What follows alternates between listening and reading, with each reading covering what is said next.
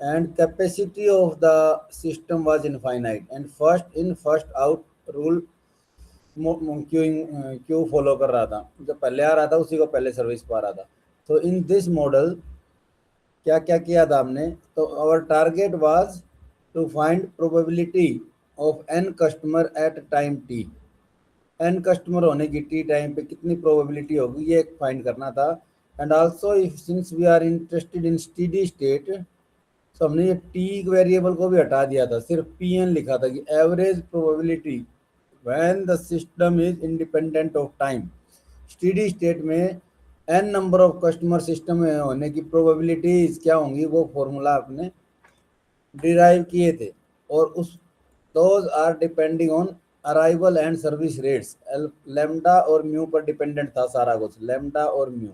ये arrival rate है customer का, दिस इज सर्विस रेट।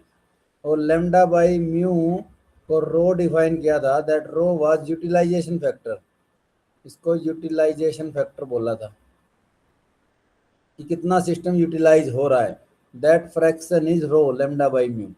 और एक भी कस्टमर नहीं, अच्छा फिर ये एक फॉर्मूला बनाया था, ये डेरिवेशन ऐसे किया था कि T plus delta t time पे हम प्रोबेबिलिटी निकाल रहे थे एन कस्टमर होने की, जो कि इन 4 पॉसिबिलिटीज में ब्रेक हो गया था कि टी टाइम पर एन हो, कोई ना आए कोई ना जाए, इस तरह से 4 सब में the possible value of n number of customer at t plus delta t time depending on what is happening on at time t and what happened in delta t time.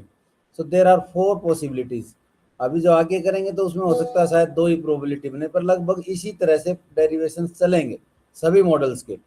बस ध्यान क्या रखना था कि लैम्डा अराइवल म्यू इसमें service में delta t time में 2 या 2 से ज़्यादा, 2 और ग्रेटर देन 2 इवेंट हैपन नहीं होते थे, 2 से ज़्यादा कस्टमर नहीं आ सकते थे डेल्टा टी टाइम में, और ना ही डेल्टा टी टाइम में 2 से ज़्यादा की सर्विस हो सकती थी, ये भी नहीं था, सिर्फ 0 और 1 ही था। और एक के लिए एक कस्टमर आने की डेल्टा टी टाइम में प्रोबेबिलिटी हमने लैम्डा डेल्टा टी, और एक की सर्विस होने की प्रोबेबिलिटी म्यू डेल्टा टी माना था। और उस केस में फिर एक भी ना हो डेल्टा टी टाइम में, वो मेरा 1 माइनस लैम्डा डेल्टा टी करके हमने सारे कैलकुलेशंस की दिए, कहीं 1 माइनस डेल्टा टी आ रहा था, कहीं लैम्डा डेल्टा टी, ये 1 कस्टमर का कुछ अराइवल हुआ होगा, इधर 1 कस्टमर की सर्विस हुई होगी, ये 1 सर्विस 1 अराइवल वाला। सेकंड स्टेप के लिए ये probability, no arrival no service के लिए 1 माइनस डेल्टा और 1 माइनस म्यू डेल्टा टी, ये सब हमने यूज किए थे। तो तब प्रोबेबिलिटीज क्या आई थी, प्रोबेबिलिटीज आई थी p naught is equal to 1 minus rho. ठीक है, पहले तो रिकर्सिव फॉर्मूला आया था कि all p n p naught के टर्म में डिफाइन हो गया था, that p n was rho की पावर एन पी नॉट। अगर पी नॉट की प्रोबेबिलिटी पता हो, किसी सिस्टम में एक भी कस्टमर ना हो, इस बात की प्रोबेबिलिटी पता हो, तो 1 होने की, 2 होने की, वट एवर बी एन, इस फॉर्मूला से हम निकाल सकते हैं, where this rho was lambda by mu, arrival और सर्विस रेट का ratio. So this was the output of this. So this Pn is the distribution, ये डिस्ट्रीब्यूशन निकल के आया था अपना। किस केस में, जब मेरा सिस्टम MM1 सिस्टम था, एक सर्वर था, इनफाइनाइट कैपेसिटी थी, n की वैल्यू इन्फिनिटी तक जाएगी, कितने भी कस्टमर हो सकते हैं। और क्योंकि सभी प्रोबेबिलिटीज का सम 1 होना है, P0 P1 P2 सब का सम 1 होना है, तो उसलिए P नोट जो निकाला था हमने, this was P note 1 minus रो, और पी एन इस फॉर्मूला के हिसाब से फिर बन गया था अपना रो की power n 1 minus rho, this is n number of customer होने की प्रोबेबिलिटी। और using these probabilities other characteristics हमने देखी थी कि ग्रेटर देन एन होने का क्या फॉर्मूला होगा, रो की पावर एन आ गया। एवरेज नंबर निकालना था, that was expected number, n p n निकालना, एम निकालना तो एम पी एन, वैसे तो एम पी एम होना चाहिए था according to definition, but q में, क्यू के लिए निकाल रहा है, क्यू में एम होना और सिस्टम में एन होना is the same thing, the probability is the same. Q के अंदर एम कस्टमर खड़े हों और सिस्टम के अंदर M+1 एक जिसको सर्विस मिल रही है वो और जोड़ दूं, दैट इज एन, और सिर्फ क्यू वाला था वो एम बोल रहा था। तो ये सब करेक्टरिस्टिक्स, वेटिंग टाइम, ये सब डिस्ट्रीब्यूशन हमने फाइंड किए थे। आज करते हैं दूसरा मॉडल, और इसको इस पर बेस्ड न्यूमेरिकल एग्जांपल भी कर लिए थे हमने पिछले लेक्चर में। ठीक है, आज नेक्स्ट मॉडल इज MM1N। अब की बार कैपेसिटी को फाइनाइट कर देगा, this is the next model MM1 तो वही पॉइजन अराइवल एक्सपोनेंशियल सर्विस, एक सर्वर है, एक ही नाई बैठा है दुकान में, एन उसके पास सीटिंग कैपेसिटी है, n is the system capacity, system की कैपेसिटी, मतलब एन नंबर ऑफ कस्टमर उसकी दुकान में रह सकते हैं, उसमें से एक की सर्विस हो रही होगी और ज़्यादा से ज़्यादा n-1 क्यू में खड़े हो सकते हैं, कुर्सी डाल रखी हैं जैसे भी है कि n-1 क्यूज में हो सकते हैं और एक की सर्विस हो रही होगी क्योंकि सर्वर एक ही है। तो उस मॉडल की यही सिर्फ सब चीज़ें, प्रोबेबिलिटीज कैसे निकालेंगे, p n number of customer होने की प्रोबेबिलिटी, तो ये बात पक्का कि सिस्टम की कैपेसिटी जब कैपिटल एन है तो आपकी पी नोट निकलेगा एक भी ना हो, P1 निकलेगा, P2 निकलेगा, कहाँ तक निकलेंगे, ये निकलेंगे Pn तक, क्योंकि एन ही आ सकते हैं, एन से ऊपर होते ही हम बोल देंगे कि ना भाई वापस घर भाग जा, not allowed to enter in system. तो सिर्फ यही प्रोबेबिलिटीज निकलेंगी और इन्हीं का सम इक्वल टू 1 हो जाएगा। ठीक है, these are the only possible cases जब मेरी कैपेसिटी एन है। तो सिस्टम तो सेम ही है, जो पहले वाला एन एन नहीं था वही फर्स्ट इन फर्स्ट आउट है, इधर इन्फिनिटी की जगह एन हो गया बस। तो सेम फॉर्मूला बनेगा पी एन का, कब, जब मेरा ये small n less than n है। ठीक है, तो लास्ट वाली जो वैल्यू है उससे कम जब है तो हमने जो पीछे जो फॉर्मूले किए थे MM1 वाला जो इनफाइनाइट केस वाला किया था वही फॉर्मूला बनेगा। सिर्फ जब n is equal to capital N हो जाएगा तब चेंज आ जाएगा। तब क्या चेंज आ जाएगा, क्योंकि उस फॉर्मूला में हमने देखा था कि p n customer t plus delta t time में होने में जब लिख रहा था इक्वल टू क्या क्या पॉसिबिलिटी, तब हमने ये केस भी आया था कि n+1 कस्टमर हो टी टाइम पे, अराइवल एक भी ना हो और एक की सर्विस हो जाए, सर्विस एक की हो जाए, एक वो सर्विस लेके चला जाए तो n+1 से कम हो गए n ही हो जाएंगे, इसी केस में आ जाएगी। तो this that case was in plus plus के केस में, दिस और दिस और दिस और करके जो लिखा था तो ये केस होता था उधर। लेकिन अभी ये नहीं होगा, जब लास्ट वाला कैपेसिटी कैपिटल एन की वैल्यू निकालूंगा उससे पहले तो ठीक है, कैपिटल एन से कम पे तो वही वाला फॉर्मूला चलेगा, एग्जैक्टली कैपिटल एन पे n+1 नहीं आएगा, ये n-1 है, इधर गलत लिखा हुआ है, ये n-1 या दो ही पॉसिबिलिटी होंगे, capital n t plus delta t time पर होने की, टी टाइम पे एन हो और आ तो सकता ही नहीं कोई कि हम कहें कि एक भी ना आए, आने का तो चांस ही नहीं है जब कैपिटल एन ऑलरेडी भरा हुआ है, टी टाइम पे भरा हुआ है तो आने का कोई चांस नहीं है। तो हम यहाँ नो अराइवल कुछ नहीं लिखेंगे, हम लिखेंगे सिर्फ सर्विस भी कोई ना हो, no service, this is the probability for no service. N customer थे कैपिटल एन और कोई सर्विस नहीं हुआ तो t plus delta t time में भी एन ही रहेगी, या फिर हो सकता है कि n-1 हो और एक आ जाए, ये एक आए और सर्विस कोई भी ना हो, सर्विस कोई भी ना हो, एक आ गया n-1 पहले से तो टोटल n हो गए। तो these are the two cases only, किस केस के लिए, जब n is equal to capital n है, अदरवाइज वही वाली फॉर्मूला। तो सिर्फ कैपिटल एन का फॉर्मूला वही क्या करते हैं कि इस पी एन टी को उधर ले गए, डेल्टा टी कॉमन लिया, डेल्टा टी से डिवाइड किया, लिमिट लगाई डेल्टा टी टेंडिंग टू 0, तो पिछले में किया था सेम, ये फॉर्मूला बन जाएगा उस केस में। और स्टेडी स्टेट देखना है तो एन ये टी टेंडिंग टू इन्फिनिटी लगा दूंगा तो इस टी को हटा देंगे, तो अल्टीमेटली डेरिवेटिव ऑफ कांस्टेंट जो कि 0 हो जाएगा, पिछले में भी ऐसा ही किया था, new p n minus this. तो ये ऊपर वाली ये वाली इक्वेशन जब तक मेरा नंबर ऑफ कस्टमर n-1 से कम है, ये तो पिछला फॉर्मूला से ही आ रही है MM1 वाले मॉडल से, वहाँ पे थी ये दोनों इक्वेशन, सिर्फ ये लास्ट वाली इक्वेशन यहाँ से हमने डिराइव किया है कि भाई इसमें दो ही केस बनेंगे सिर्फ ये मान के। तो इवन इन तीनों का यूज करके अब मैं पी नोट P1 P2 ये सब निकालूंगा Pn तक। अब since they are recursive, p naught तो निकलेगा, इन सब को जोड़ के इक्वल टू 1 पुट करूंगा तब, अदरवाइज जो फॉर्मूला रहेगा यहाँ से दिख रहा P1 इज, इस म्यू को इधर ले जाओ lambda by mu P note, और Pn निकालेंगे वो सारे यही आ जाएंगे जो पिछले मॉडल में थे, सेम फॉर्मूला आ गया ये भी, दैट Pn इज रो की पावर n पी नोट, यही पिछले मॉडल में था, अभी अभी बोल के आए थे। और जो कैपिटल एन के लिए जब निकालूंगा, this is for this n is less than n-1, equal to capital n के लिए निकालेंगे तब भी यही फॉर्मूला आ जाएगा यहाँ से, that p n is lambda by mu Pn-1। अब Pn-1 की जगह Pn-2 की टर्म में तो वो मेरा लेमडा बाई म्यू की पावर n ही हो जाएगा, सेम फॉर्मूला बन गया जो MM1 में होता था भाई, चाहे कैपेसिटी इनफाइनाइट हो चाहे फाइनाइट हो, the only difference is P naught की प्रोबेबिलिटी में डिफरेंट आ जाएगा। इन्फिनिटी कैपेसिटी में पी नोट की वैल्यू होती थी 1 माइनस रो अभी देखेंगे यहाँ पे क्या हो जाएगी, पी नोट की वैल्यू इन सभी प्रोबेबिलिटीज का सम इक्वल टू 1 पुट कर देंगे, P note P1 P2 Pn का, ये सब का सम मैंने 1 के इक्वल पुट कर दिया। दैट सब में पी नोट था, this 1 is equal to p naught plus P1 plus P2 plus plus plus Pn, जो कि है मेरा p naught plus rho p naught plus rho square p naught plus plus plus rho की power n P note, सब में ये है। ये पी नोट जो है कॉमन, वो कॉमन ले लिया, और जो समेशन के अंदर बच जाएगा 1 plus rho square plus rho की पावर कैपिटल एन, ये हो गया मेरा फाइनाइट जीपी। फाइनाइट जीपी का सम हो जाएगा, हाँ ये this thing is finite GP, उसका सम हो जाएगा 1 minus last term common difference n plus 1 power upon 1 minus rho, the common ratio is row.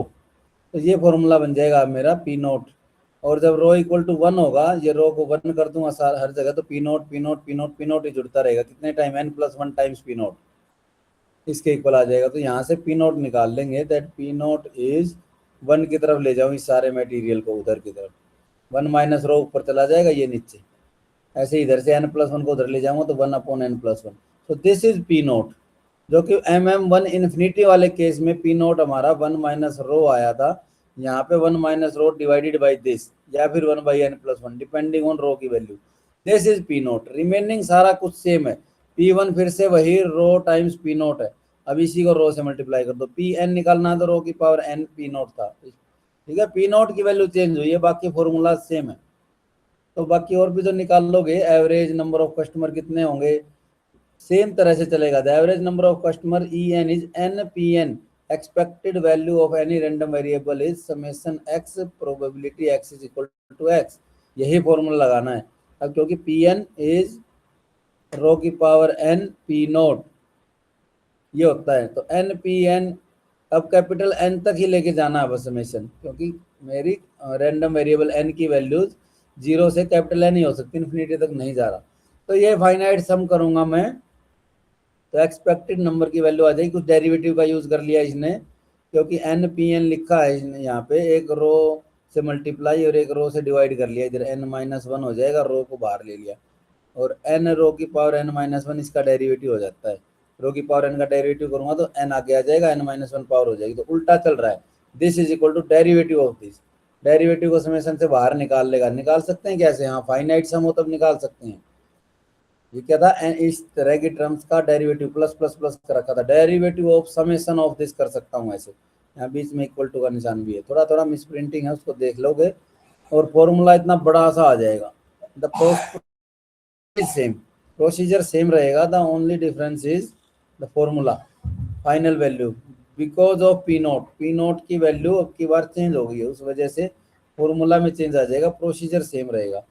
Q length निकाल लोगे, ऐसे ही क्यू लेंथ वही n माइनस 1 ही क्यू बनेगी, एक की सर्विस हो रही होगी, n माइनस 1 क्यू में लगे होंगे, टाइम्स सिस्टम में n होने की प्रोबेबिलिटी, ठीक है। वैसे तो एक्सपेक्ट इसका फॉर्मूला होना था मेरा, अभी ऊपर बोला भी था हमने, n माइनस 1 तो इसकी वैल्यू होगी क्यू की, और probability that Q has n minus 1 customers, Q के अंदर n माइनस 1, क्यू में n माइनस 1 होना और सिस्टम में n होना इज द सेम थिंग, तो इसलिए ये फॉर्मूला लिख रखा है इधर, उसका भी ठीक है, ये कुछ ऐसे वैल्यूज आ जाएंगे, उसमें ज़्यादा नहीं टाइम लगा रहे हम, एवरेज वेटिंग टाइम के लिए लिटल्स फॉर्मूला यूज कर लेगा, दैट एवरेज वेटिंग टाइम, ठीक है, ये ऐसे निकल जाएगा, average waiting time expected number divided by arrival rate, ये याद रखोगे, expected number in system divided by arrival rate is expected number of expected waiting time in system.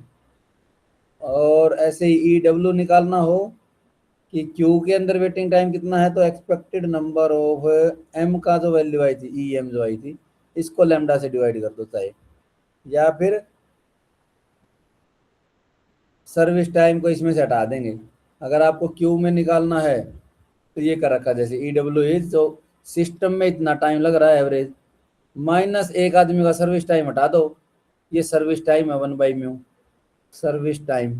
तो अब ये पूरा दुकान में घुसने के बाद कितना टाइम लगा बाहर निकलने में, माइनस मेरे कटिंग करने में कितना टाइम लगा वो हटा दूं, तो बाकी का बच गया मेरा क्यू में कितना टाइम लगा, Q U E, average expected number of waiting time in Q is expected waiting time in system minus service time.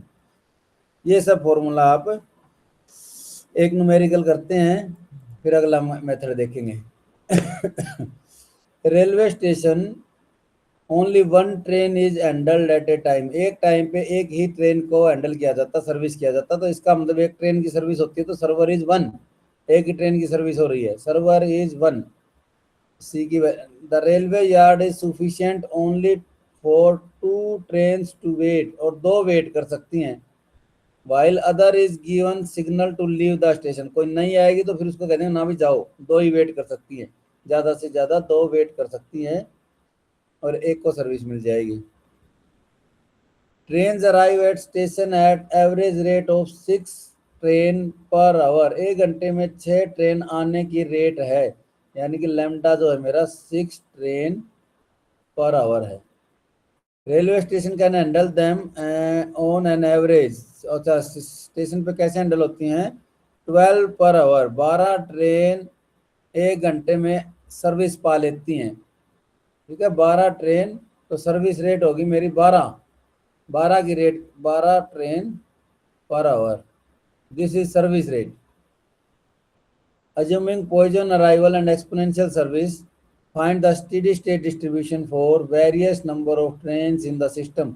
कितनी भी ट्रेन होने की प्रोबेबिलिटी क्या है, यानी कि P0 बताओ भाई, एक भी ना हो, P1 बताओ, P2 बताओ कितना होगा, दो ट्रेन होने की, और P3 होने की, P4 होने की, सारा ही प्रोबेबिलिटी बताओ। अब यहाँ से देख के बता सकते हो आप, एक ट्रेन को तो सर्विस देगा और दो वेट कर सकती हैं, तो ज़्यादा से ज़्यादा 3 ही ट्रेन हो सकती हैं, तो 4 5 इन सब की प्रोबेबिलिटी तो जीरो, वो नहीं हो सकती भाई। ट्रेन पे आते ही कह देंगे चला जा भाई, 4 5 ट्रेन नहीं मिलेंगी, number of train in station, ये सारी प्रोबेबिलिटी तो जीरो। तो मुझे निकालनी है सिर्फ P0, P1, P2, P3, ये निकालनी है मेरे को। ठीक है, और ठीक है, तो लैम्डा ये आ गया, म्यू 12 हो गया मेरा। तो रो जो कि लैम्डा बाई म्यू है दैट इज 1/2.1। अब रो मेरा 1 नहीं है, नॉट इक्वल टू 1 है, लेस देन 1 है, तो मेरा पी नोट का फॉर्मूला होता था 1 minus rho divided by 1 minus रो की पावर n प्लस 1, और जो कि कैपिटल एन होता था इधर सिस्टम की कैपेसिटी, जो कि कैपेसिटी 3 है सिस्टम की, एक सर्विस और दो वेटिंग। तो 1 माइनस ये रो की जो भी वैल्यू आई है 0.5 डिवाइडेड बाई जो फॉर्मूला में पुट कर दिया हमने, जो calculated value is this is P naught की प्रोबेबिलिटी। अब पी एन सारे ये पता था, दिस इज पी एन का फॉर्मूला, पी नोट को रो की पावर एन से मल्टीप्लाई करना है बस। तो पी नोट आपका निकल गया, रो से मल्टीप्लाई कर दिया P1 आ गया, रो के स्क्वायर से कर दूंगा तो P2, रो क्यूब से मल्टीप्लाई करूंगा इसी P नोट का तो P3। ये सब प्रोबेबिलिटीज आ गई, दिस पहला क्वेश्चन हो गया खत्म। Also find average waiting time of a new train coming into the yard, कोई नई ट्रेन आती है तो उसको एवरेज वेटिंग टाइम कितना होगा, तो उसके आगे जितनी भी ट्रेन खड़ी हैं उन सभी का वेटिंग, अच्छा उन सभी का नहीं, मैं जब नई ट्रेन आएगी उसको कितना वेट करना पड़ेगा ऑन एवरेज, ये निकालना है। तो उसका वेटिंग टाइम क्या हो जाएगा, वेटिंग अपनी सर्विस के लिए कितना वेट करना पड़ेगा, that is expected EW, Q में कितना वेट करना पड़ेगा। ठीक है, EW निकालना है, EW नई ट्रेन आने वाले के लिए एक्सपेक्टेड वेटिंग टाइम क्या होगा फॉर हिज सर्विस। अगर ऐसे आ जाता है एक्सपेक्टेड नंबर ऑफ टाइम क्या होगा for the next train, waiting plus service, expected waiting time क्या होगा, वो स्टेशन पे रुकेगी, इसका एवरेज टाइम क्या होगा, स्टेशन पे कितना टाइम रुकेगी, तो स्टेशन पे तो रुकेगी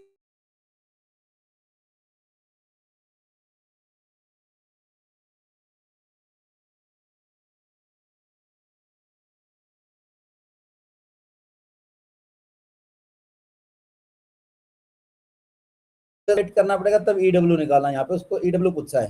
तो EW का फॉर्मूला था मेरा EM divided by lambda, Q में वेटिंग टाइम कितना है डिवाइडेड बाई लेमडा, सिस्टम में अगर वेटिंग पूछा जाता तो उसका फॉर्मूला था मेरा EN divided by lambda. EB और ये बन गया मेरा EW, EB और EW भी रिलेटेड थे, दैट सिस्टम में टाइम वेट जितना किया प्लस सर्विस टाइम जो 1/म्यू होता है मेरा, ये फॉर्मूला भी रहता है मेरा रिलेशन। तो जो मर्जी रिलेशन से निकाल सकता हूँ, चाहे EV निकाल लो पहले, उसमें से 1/μ घटा दियो तो EW आ जाएगा, या EM निकाल के लेमडा से डिवाइड कर दो तो आ जाएगा। इसने ई भी निकाल रखा है, पहले ये निकाल रखा है, या EM निकाल रखा है, जो भी निकाल रखा है।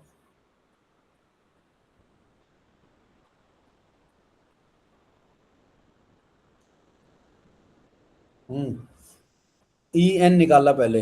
Expected number of train system में कितनी होंगी, इसका फॉर्मूला मैं कई बार लिख चुका हूँ। एक्सपेक्टेशन किसी की भी निकालनी है तो वो होता है x summation x times probability x is equal to x.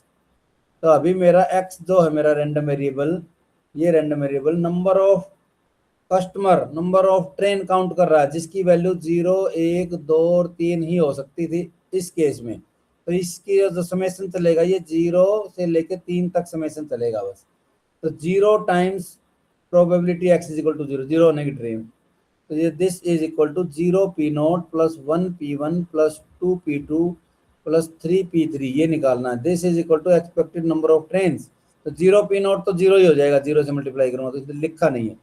1 P1, जो 1 P1 की जो प्रोबेबिलिटी आई थी 1 के साथ, P2 की जो प्रोबेबिलिटी आई थी वो 2 के साथ, P3 जो प्रोबेबिलिटी आई थी P3 के साथ मल्टीप्लाई करके ऐड कर दिया। This is expected number of trains in system, this is 0.74। तो लगभग इतने ट्रेन होंगे भाई सिस्टम के अंदर एवरेज नंबर।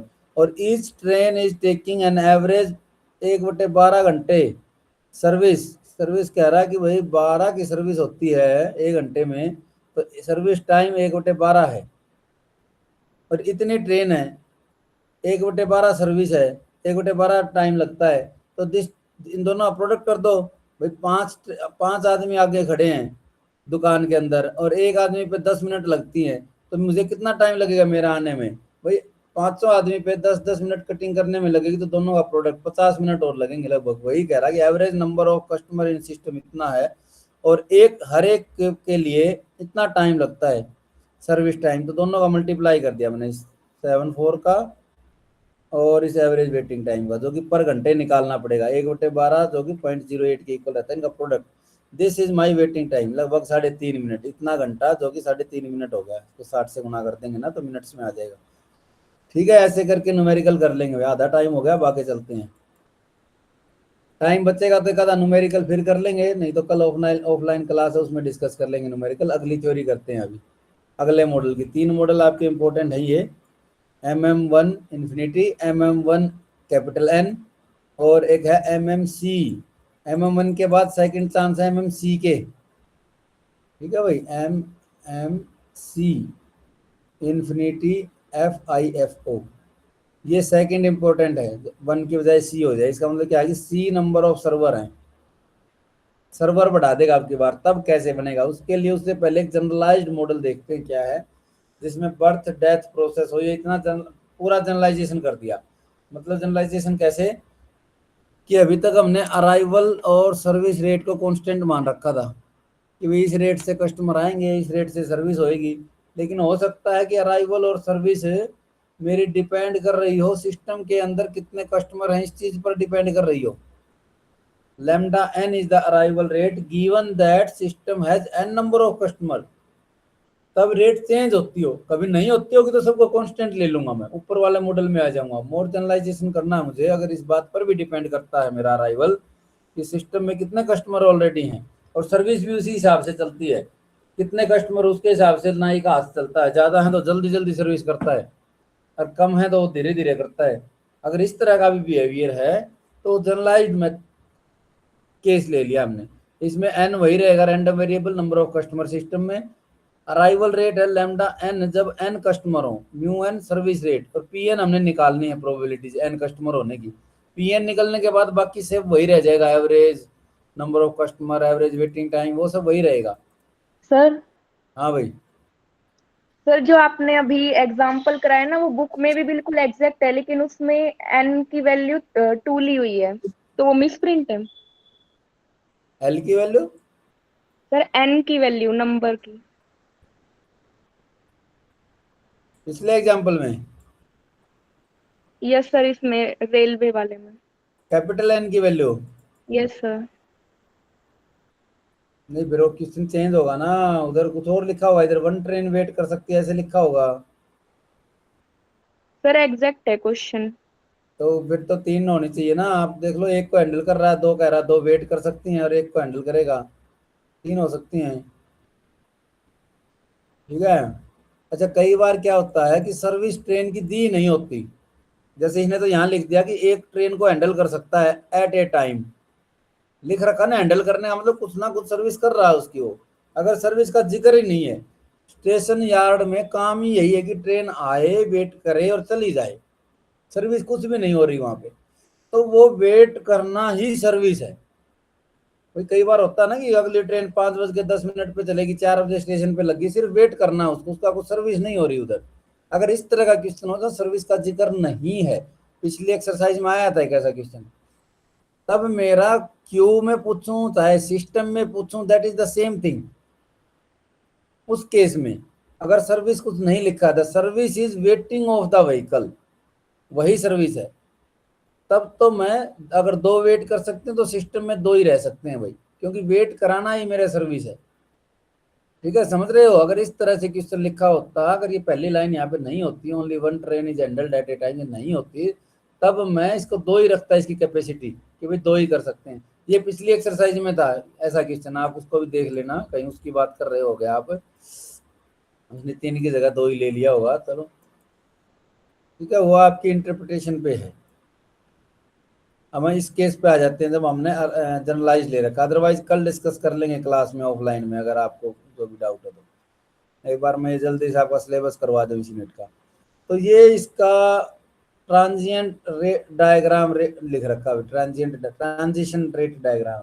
ट्रांजिशन क्या है? एक स्टेट से दूसरी स्टेट में जाने की ट्रांजिशन। सिस्टम में ये स्टेट बना रखे गोलदारे, सिस्टम में 0 नंबर ऑफ कस्टमर हैं, दैट इज एक स्टेट है, पॉसिबिलिटी है कि हमें कोई भी ना हो, एक कस्टमर है, दो कस्टमर हैं, all these are possible states. अब स्टेट चेंज कैसी होंगी, ये जनरलाइज यहाँ पे इसको पढ़ेंगे हम। N number of customer state में हो, सिस्टम में हो, तो हो सकता है n+1 स्टेट की तरफ जा सकता है वो, या फिर n-1 स्टेट पे भी जा सकता है। एक की सर्विस हो जाएगी, भाग गया तो n-1 की तरफ चला जाऊंगा, एक और आ गया n स्टेट में था, n+1 की तरफ चला जाऊंगा। तो सभी कुछ हो रहा है, पैरेलल हो रहा है, रेट कटिंग भी हो रही है, अराइवल भी हो रहा है, सर्विस भी हो रही है। तो क्या क्या पॉसिबिलिटी है n से, कि अराइवल रेट लैम्डा एन है उस टाइम पे जब मेरे पास एन कस्टमर है, तो लैम्डा एन रेट से चांसेस बढ़ेंगे n+1 की तरफ जाने के, और कस्टमर आएंगे इस रेट से, तो this is contributing n state से n+1 जाने की तरफ। ठीक है, और n+1 पे ये सर्विस जब हो रही होगी, n+1 होने पे वो n स्टेट की तरफ आने के लिए, ठीक है, जब जैसे ही सर्विस हो जाएगी तो एक कस्टमर कम हो जाएगा, एन स्टेट में पहुंच जाऊंगा। और इधर की तरफ से क्या कह रहा है कि एन कस्टमर थे, तो एन पे सर्विस हो रही है, तो n-1 की तरफ जाऊंगा, n-1 से इस रेट पे अराइवल होने पर मैं एन स्टेट की तरफ बढ़ूंगा। तो ऐसे ये डायग्राम बना रखा है। इसका मतलब क्या होता है, अगर मैं प्रोबेबिलिटी लिखूंगा एन की, तो उसमें आएंगी मेरी चार टर्म, एक इसकी वजह से, एक इसकी वजह से, एक इसकी वजह से, और एक इसकी वजह से, ऐसे ऐसे करके चार टर्म बनेंगी मेरी। या फिर कह सकता हूँ कि दो टर्म, दो का सम और दूसरी दो का सम सेम हो जाएगा। अगर स्टेडी स्टेट है तो टाइम पे डिपेंड नहीं कर रहा, ये सब कुछ एवरेज में हो गया सारा कुछ, किसी भी स्टेट में होने की प्रोबेबिलिटी कांस्टेंट बन गई अगर मेरी, लॉन्ग टर्म बिहेवियर जब मैं देख रहा हूँ, तो जो जो जो अराइवल हो रहा है, देखो यहाँ अराइवल है, इधर एन स्टेट में अराइवल है, ये एग्जिट है और ये भी एग्जिट है, तो एग्जिट वालों का टोटल जो कि इधर लिखा है लैम्डा एन पी एन, ठीक है, लैम्डा एन पी एन ये एग्जिट कराएगा, और म्यू एन भी इससे बाहर निकालेगा दिस, और म्यू n+1 और लैम्डा n-1 ये वाला और ये वाला इसके एंट्री करा रहा है दिस, इनकी प्रोबेबिलिटीज का प्रोडक्ट दिस आर इक्वल। ठीक है, लैम्डा n-1 कहाँ लगेगा, इस पे लगेगा, n-1 कस्टमर होंगे तब, तो इसकी मल्टीप्लाई हो जाएगी, n-1 कस्टमर है सिस्टम में, उसकी probability times lambda n-1 rate n में लेके जाएगा। ऐसे ही इधर की प्रोबेबिलिटी का μn+1 के साथ मल्टीप्लाई, ये ठीक है, इन दोनों को सम को इक्वल लिख देंगे। और पहली वाली स्टेट में अलग हो जाएगा, पहले वाली स्टेट में देखोगे तो दो ही केसेस हैं, एक और दो, इधर कुछ नहीं जुड़ा हुआ, तो उसमें दो ही टर्म आएंगी। इस केस में दो ही टर्म आएंगी, एक एग्जिट वाली और एंट्री वाली का टोटल इक्वल। एग्जिट वाली होगी मेरी lambda note P naught, P note से मैं एग्जिट कर रहा हूँ लैम्डा नोट रेट के साथ, इज इक्वल टू इधर से इधर जा रहा हूँ P1 के साथ mu one P1 this thing. ये अगली इक्वेशन होगी, ठीक है। एक केस को अलग कर लिया। यहां से अब रिलेशन फाइंड करेगा आपस में क्या रिलेशन है सभी प्रोबेबिलिटीज के बीच में। इस इक्वेशन से देखा कि P1 is equal to lambda naught divided by mu P naught, इसके इक्वल हो जाएगा भाई। अदरवाइज पहले केस में जब कांस्टेंट होता था तो lambda by mu P note होता था, अब की बार लैम्डा नोट बाई P1। ऐसे P2 निकाला ऊपर वाली इक्वेशन से, ये P2 आ गया भाई, दिस थिंग इज P2। और ऐसे चलता रहा दैट Pn का फॉर्मूला जो इसका बन जाएगा सीधा, ये देखो this is the Pn formula. Induction से प्रूव कर रहा है ये कि अगर इस तरह से चलेगा तो Pn शायद ये होगा, और Pn+1 फिर निकाल के दिखा रहा है दैट Pn+1 इज दिस।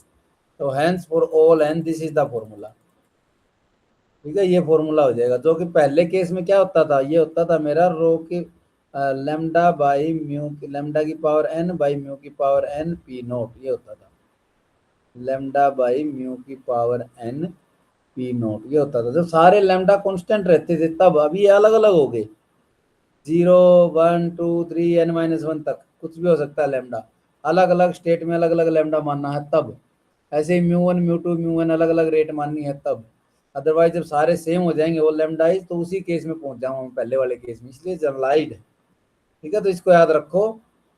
और सबका सम इन्फिनिटी तक सबको जोड़ दूंगा मैं, तो वो P नोट के इक्वल आ जाएगा मेरा। P नोट के नहीं, 1 के इक्वल हो जाएगा, सॉरी। P नोट तो तब निकाल लेंगे वहां से, P नोट कॉमन लेके सभी टर्म्स का सब P नोट P1 P2 सबको जोड़ दिया, ये जोड़ दिया यहाँ पे। इन सब प्रोबेबिलिटीज का सम 1 के इक्वल। और क्योंकि सारे के सारे P नोट की टर्म में हैं, तो P नोट प्लस ये सब भी Pn को भी मैं P नोट की टर्म में ये वाला फॉर्मूला इधर लाके पुट कर दूंगा Pn की जगह पे। सबसे P नोट कॉमन आ जाएगा, अंदर बच जाएगा 1 प्लस, यहाँ से P नोट कॉमन गया इधर से, ये P नोट कॉमन लेने के बाद ये ऊपर जो था ये वाला, that lambda naught lambda 1 up to lambda n-1 divided by mu mu up to mu n this, ये कॉमन बच जाएगा किसमें से, इस समेशन में से, summation this is equal to 1। अब P नोट क्या हो जाएगा, इस पूरे को उधर ले जाओ डिनोमिनेटर में चला जाएगा, इसकी पावर -1 कर देगा इधर, ये पावर -1 कर दिया, इसी का 1 प्लस समेशन ऑफ, इसको प्रोडक्ट की टर्म में लिख रखा है ये, प्रोडक्ट 1 to n-1 म्यू आई, ठीक है, म्यू1 म्यू2 इन सब का प्रोडक्ट, नीचे म्यू1, ठीक है, इन सब का प्रोडक्ट, ऐसे करके। चलो ये अपना फॉर्मूला हो गया P नोट का जनरलाइज्ड केस में। अब ये जनरलाइज्ड केस में आपको ये Pn प्रोबेबिलिटीज ही निकालनी थी। अब फर्दर जो कैलकुलेशन होगी वो तो जब तक मेरे लैम्डा और म्यू नहीं पता हो, तो मैं आगे वाली वो डेरिवेशन जो एवरेज नंबर फलाना दिख रहा है वो सब नहीं निकलेंगे। यहाँ पे तो अलग अलग केस डिस्कस कर रहा है, जब सारे कांस्टेंट हो जाएंगे तो मैं पहले वाले केस में ही पहुंच जाऊंगा, Pn रो की पावर n माइनस रो था। अगर मेरी सर्विस कांस्टेंट रहती रहे लेकिन अराइवल घटती जाती हो कस्टमर बढ़ने पर, लैम्डा बाई n+1 कर दिया, जितने कस्टमर बढ़ जाएंगे सिस्टम के अंदर अराइवल कम होती जाएगी। अगर इस तरह का सिस्टम हो तो ये फॉर्मूला कुछ ऐसा बन जाएगा। थर्ड केस कह रहा अगर इसको कांस्टेंट रख लूँ अराइवल को, और सर्विस ज़्यादा कस्टमर होने पर बढ़ जाती हो, कि सर्विस को बढ़ा रहा हूँ मैं, ज़्यादा n कस्टमर हैं तो n ही सर्वर लगा दूं मैं, n कस्टमर आने पर n कस्टमर आ जाए तो n ना ही खड़े कर दूं, सारे एक एक कटिंग करने लग जाओ भाई। अगर इस तरह का सिस्टम हो तो फिर मेरे Pn का फॉर्मूला ये बन जाएगा, ठीक है। ऐसे ऐसे अलग अलग केसेस इसने डिस्कस कर लिए, जो कि अपने के लिए थ्योरेटिकल मामला है, जो कि अपने लिए कोई बहुत ज़्यादा यूजफुल नहीं है एग्जाम के पॉइंट ऑफ व्यू से। एग्जाम के पॉइंट ऑफ व्यू से ये वाला मॉडल ज़्यादा इंपॉर्टेंट है, आएगा तो ये भी 16 नंबर का ही आएगा भी। तो उस केस में आपको करना क्या है कि पिछला जो अभी अभी जनरलाइज्ड मॉडल किया वो उसकी डेरिवेशन तो लिखनी ही लिखनी है, उससे आगे ये चल रहा है अभी। पिछले मॉडल को बोला इसने, पिछले मॉडल में लैम्डा n म्यू n मेरी रेट थी। अच्छा इस ये मॉडल क्या है पहले तो ये देखते हैं, फिर अपने आप समझ में आ जाएगा अब लैम्डा क्या लेना पड़ेगा और म्यू क्या लेना पड़ेगा। ये है मेरा, वही है इनफाइनाइट कैपेसिटी है, कैपेसिटी कितने भी हो सकते हैं, कितने भी कस्टमर आ जाओ भाई, लाइन में लगते रहो, पहले आएगा उसी को पहले जॉब मिलेगी। लेकिन अब की बार सर्वर सी हैं, सी नंबर ऑफ नाई बैठे हैं भाई, एक दो एक, ठीक है, ये एक नाई बैठा है, एक ये दूसरा है, एक तीसरा है, चार चार कस्टमर है मान लो आप, चार हैं, 4 नाई हैं दुकान में, तो कोई भी कस्टमर आएगा तो अच्छा सबको बराबर रेट मान लिया मैंने कि सर्विस जो है सारे बराबर ही रेट से करते हैं भाई, नाइयों की आपस में बराबर पावर है, बराबर हाथ चलता है सबका।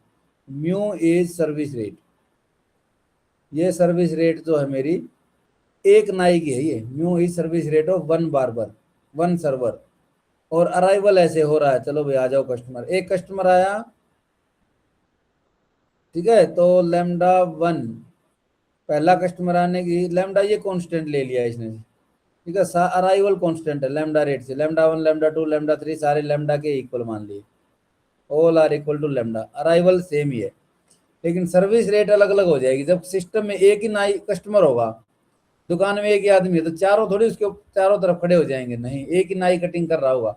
जब एक नाई कटिंग कर रहा है तो सर्विस है म्यू, जैसे ही एक और आ जाएगा शॉप के अंदर तो दो नाई एक्टिव हो जाएंगे, तब टू म्यू हो जाएगी सर्विस, तीन आने पर तीन म्यू हो जाएगी, तीन कस्टमर आने पर, ठीक है, ये तीनों बिजी हो गए। जब चार कस्टमर आ जाएंगे तो चारों नाई बिजी हो गए, चार म्यू सर्विस हो जाएगी।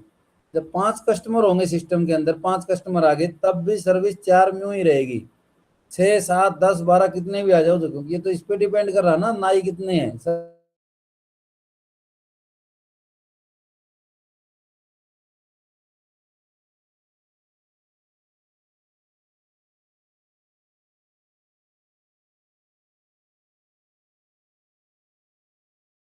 तक मेरे नंबर ऑफ कस्टमर इस सी से कम या बराबर हैं, चार तक जब जाएंगे तो चार एन म्यू हो जाएगा, एक है तो एक म्यू, दो है तो दो म्यू सर्विस, और जो जितनी कैपेसिटी थी चार थी, चार तक जाएंगे तो चार म्यू हो जाएगी, और उससे आगे यही चार म्यू ही रहती रहेगी, सी म्यू ही रहती रहेगी, क्योंकि C is the number of server, जो आपने जो ऊपर वाला एग्जाम्पल कर रहे थे उसमें चार था सी में। तो जब कस्टमर इस चार से ज्यादा हो जाएंगे तो भी सर्विस मेरी सी म्यू ही रहेगी। तो पिछला जो फॉर्मूला था पी एन का उसमें ये पुट कर दिया, उधर फॉर्मूला था मेरा, ऊपर की तरफ था मेरा lambda naught lambda one lambda two up to lambda n minus one, all these are equal, equal to lambda ले रखा है तो सब लेमडा लेमडा लेमडा लेमडा की पावर एन हो जाएगा, times P naught divided by, इधर था mu one mu two mu three, mu one mu two mu three, यानी कि एक कस्टमर है तब कितनी सर्विस है, तब वन म्यू है, दो कस्टमर है तब दो म्यू है, ठीक है, ऐसे बढ़ता जा रहा है। तो अलग अलग लिखना पड़ेगा, जब तक कस्टमर सी से कम है तब तो एन म्यू चलता रहेगा, जब सी से ज्यादा हो जाएंगे कस्टमर तो जब सी तक तो सी म्यू चलता रहेगा, ये आ गया भाई सी म्यू यहाँ तक। अब सी से ज्यादा बेशक होते रहो, इतनी सर्विस रहेगी, सी म्यू सारे नाई काम करते रहेंगे, मैक्सिमम सी थे सी के सी। तो this is the formula for P N. अब यहाँ से ये P one P two P three ये सब निकाल सकता है, सबका सम को इक्वल कर देगा, तो वहां से क्योंकि सारी probabilities p n p naught की टर्म में है, तो सबका सम करूंगा इक्वल टू वन पुट कर दूंगा, p naught p one P two सबका जोड़, और इन सबको पी नोट में ही कन्वर्ट कर दूंगा फंक्शन ऑफ पी नोट, और उस जो भी कॉमन आएगा पी नोट के साथ दूसरी तरफ ले जाके पी नोट की वैल्यू निकल जाएगी। तो यही इसने आगे अब कर रखा है भाई, कि ये तो हो गया मेरा फॉर्मूला, ये ऊपर वाले फॉर्मूला को दोबारा से लग रहा है, लेस देन ग्रेटर देन सी पे ये फॉर्मूला, ठीक है, और लेस देन सी पे ये वाला फॉर्मूला, चाहे ये लाइन पढ़ लो चाहे ये लाइन पढ़ लो, बहुत आर सेम। नीचे वाले को बस क्या कर रखा है, लेमडा बाई म्यू को रो लिख रखा है, अदरवाइज सेम है।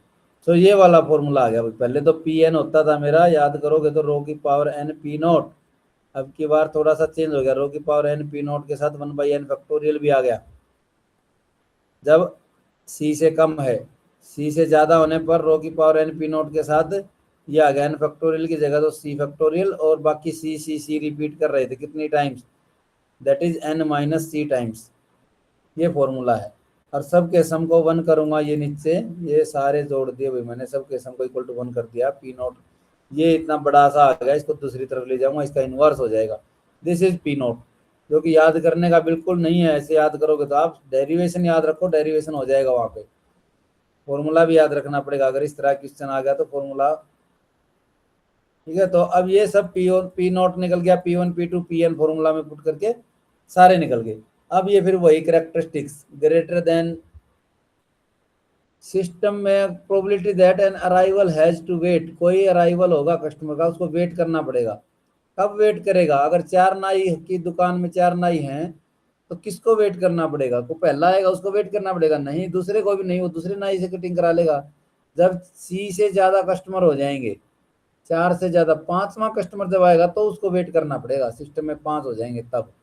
तो अगर ऐसी प्रोबेबिलिटी निकालनी है कि अराइवल को वेट करना पड़े, इसका मतलब है सिस्टम में number of customer greater than equal to C हो, इस बात की प्रोबेबिलिटी बताओ भाई। सी से ज्यादा होंगे तब कोई आएगा तो उसको वेट करना पड़ेगा। तो this is the probability n greater than equal to c is new arrival has to wait.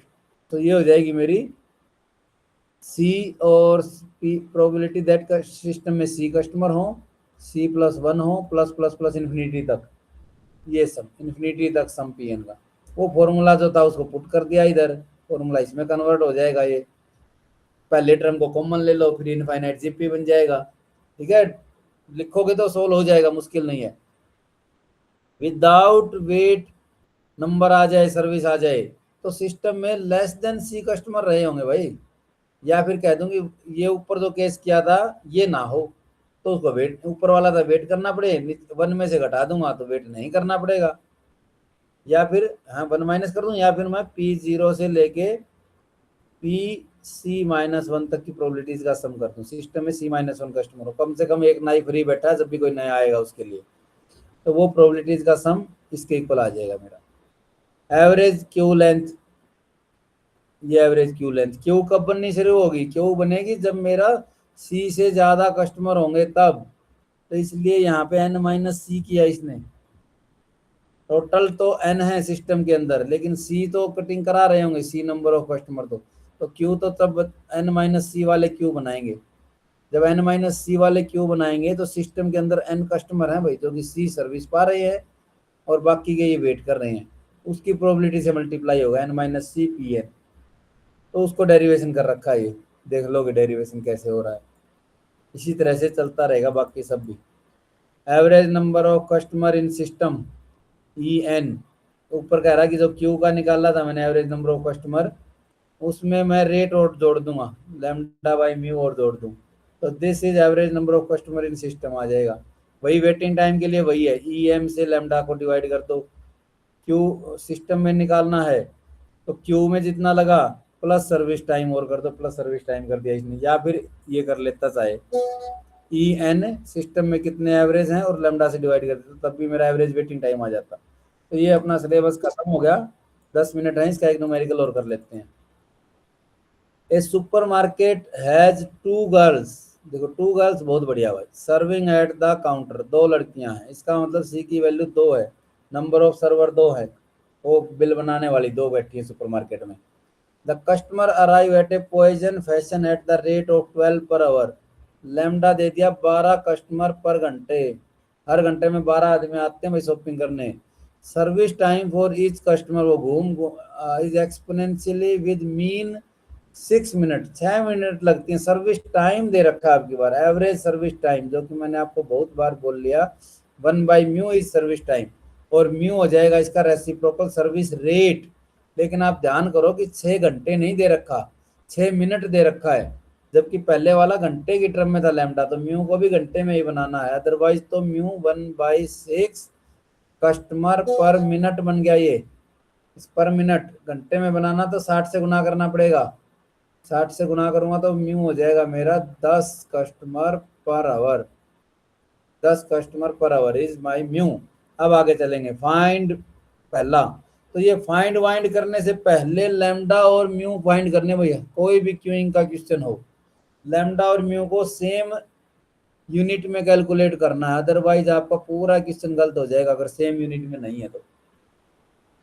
जब सेम यूनिट में हो जाएंगे तो फिर आपको सिर्फ फॉर्मूला की जरूरत है कि जो भी पूछा उसका फॉर्मूला क्या है।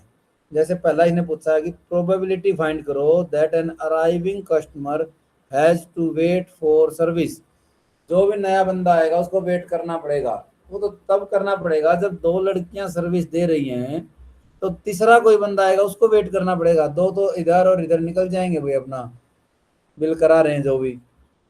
तो प्रोबेबिलिटी बतानी है सिस्टम के अंदर 3 या 3 से ज्यादा कस्टमर हों, that is same as a new customer has to wait, probability that new customer has to wait is equal to probability system has greater than 3,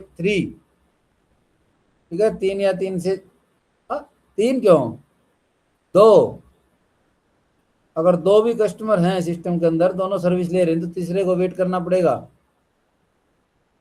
greater than equal to 2, ठीक है, समझ गए भाई, ग्रेटर देन इक्वल टू 2 क्यों, 3 नहीं, क्योंकि 2 server हैं, 1 2, अगर 2 कस्टमर सिस्टम के अंदर हैं तो एक इधर सर्विस हो रहा है, एक इधर सर्विस हो रहा है, तो अब कोई भी आएगा तो उसको वेट करना पड़ेगा, तो सिस्टम हैज 2 और more than 2 customers, this is same equivalent to, इसको वेट करना पड़ेगा, तो मुझे निकालना है प्रोबेबिलिटी, 2 तरीके हैं ये करने के, या तो इसका ऊपर जो फॉर्मूला किया था हमने ग्रेटर देन इक्वल टू सी का फॉर्मूला क्या था उसको देखो, ये है ग्रेटर देन इक्वल टू सी का फॉर्मूला, ये लैम्डा बाई म्यू की पावर सी, सी म्यू सी फैक्टोरियल सी म्यू माइनस लैम्डा, अब इसमें सी को 2 पुट कर दूंगा, लैम्डा हमने निकाला था, पता नहीं मुझे याद नहीं कितने कस्टमर आते थे हर घंटे, जो भी था, म्यू 10 आया था, ये शायद 12 था, 12 कस्टमर आते हैं, ये लैम्डा म्यू ये सब निकल यहाँ पुट हो जाएगा, पी नोट और चाहिए, पी नोट को अलग से निकालना पड़ेगा भाई, पी नोट का फॉर्मूला क्या था, p naught was by n factorial था शायद, ये रहा पी नोट, पी नोट का इतना बड़ा सा फॉर्मूला है, दिस बिग फॉर्मूला, तो पहले पी नोट निकालना पड़ेगा, summation n 0 to c minus 1 2 minus 1 1 upon n factorial, ठीक है, ये सब निकालूंगा, सी की जगह 2 पुट कर दूंगा, 2 म्यू म्यू की जगह 10, लैम्डा की जगह 12, ठीक है, सारे वेरिएबल्स की वैल्यू है अपने पास, समेशन एक बार एन की 0, फिर अगली बार 2 माइनस 1 1 तक ही जाएगा, 2 माइनस 1 इज 1, तो 2 टर्म आएंगे, एक बार एन को 0 पुट कर दो, एक बार 1 पुट कर दो एन को, दो ये ऐसे ऐसे 2 बार जुड़ जाएगा, बाकी सब वेरिएबल्स की आपके पास वैल्यू है, ऐसे पी नोट निकल जाएगा, जो इन्हें निकाल रखा होगा इधर, this formula is for P note, ये सब इसमें 12 एन एन एन सब पुट कर दिया, एन की वैल्यू ये सब जोड़ जोड़ के ये आ गया मेरा 1/4 के इक्वल, ठीक है, 1/4 आ गई मेरी पी नोट की प्रोबेबिलिटी, पी नोट, अब बताना कि वेट करना पड़ेगा, वेट करना पड़ेगा का फॉर्मूला ये है, this is the formula that probability n has greater than equal to c number of customer, waiting time greater than 0 की प्रोबेबिलिटी ये है, ठीक है, अभी पढ़ के आए थे हम, लैम्डा बाई म्यू की पावर सी, सी म्यू सी फैक्टोरियल, तो इसमें पुट कर दिया बस, फॉर्मूला की जरूरत है, एवरेज क्यू लेंथ कितनी होगी भाई, ये पूछा है क्यू कितनी बनेगी, उसकी एवरेज लेंथ क्या होगी, फिर वेटिंग टाइम पूछा होगा, तो जो भी फॉर्मूला में पुट करते जाओ, इस सारे फॉर्मूलाज में लैम्डा म्यू और पी नोट के अलावा कुछ नहीं है, सी मिलेगा इन 4 चीजों से, सी पहले क्वेश्चन में गिवन होगा, लैम्डा म्यू आप लैंग्वेज से बनाओगे, पी नोट फॉर्मूला से निकाल लोगे, ठीक है, तो सारे क्वेश्चन कर लेंगे ऐसे ही, 5-6 मिनट और हैं, एक और देखते हैं, फिर क्वेश्चन का लैम्डा और म्यू देखेंगे बस, bank has 2 tellers working and saving account, रहने दो, अपने आप पढ़ लियो भाई, अपनी तरफ से होगा सिलेबस 3rd यूनिट का, 4th यूनिट शुरू करेंगे अगली क्लास में, किसी को कोई डाउट है तो कल ऑफलाइन क्लास है उसमें